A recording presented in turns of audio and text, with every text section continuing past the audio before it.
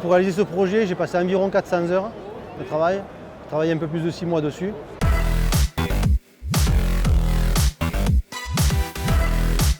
J'ai commencé à travailler sur le Café Racer depuis 3 ans à peu près. J'ai commencé par ma propre moto.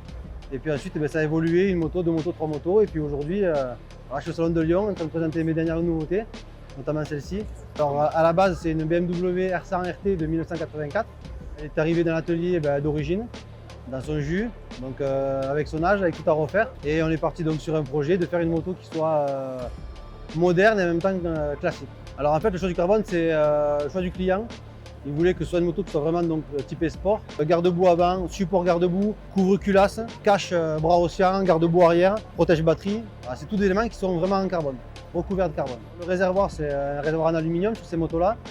C'est des réservoirs qui sont très bien cotés quand ils sont dans un aspect presque neuf à l'intérieur, parce qu'il y a un revêtement marron anti-rouille et c'est une certaine cote. Donc je ne voulais pas supprimer cet élément-là. Donc du coup, on l'a recouvert avec du carbone qui est plaqué au réservoir. Ce n'est pas une coque qui s'enlève, c'est vraiment plaqué au réservoir.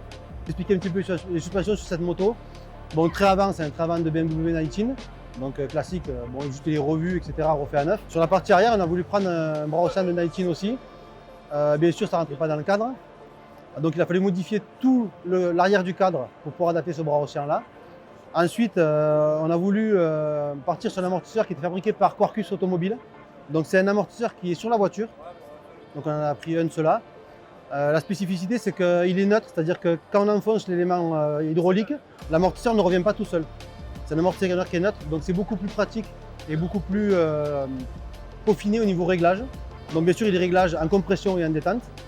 Et ensuite, vous verrez sur cette moto qu'il n'y a pas de ressort, pour la bonne et simple raison que les ressorts ont été remplacés par un système de lames en carbone qui sont sous la moto, donc qui fonctionnent à l'étirement. La lame est courbée et quand la moto s'enfonce, la lame s'étire. Donc pour repartir sur les ailerons, c'est un élément qui est tout à fait esthétique, qui n'est pas nécessaire sur une moto qui fait 70-80 chevaux.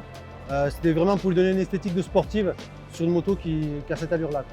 Alors pour réaliser ce projet, j'ai passé environ 400 heures de travail. J'ai travaillé un peu plus de 6 mois dessus. Elle est faite pour rouler. C'est-à-dire que c'est avant tout, moi quand je fais des motos, c'est des motos qui roulent tous les jours.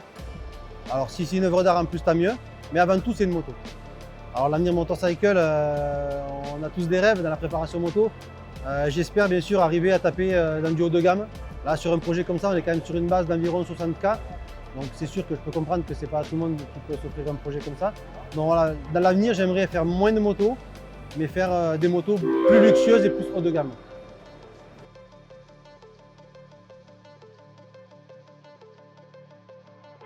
Atteindre, comme on dit, la haute couture, ça serait l'idéal.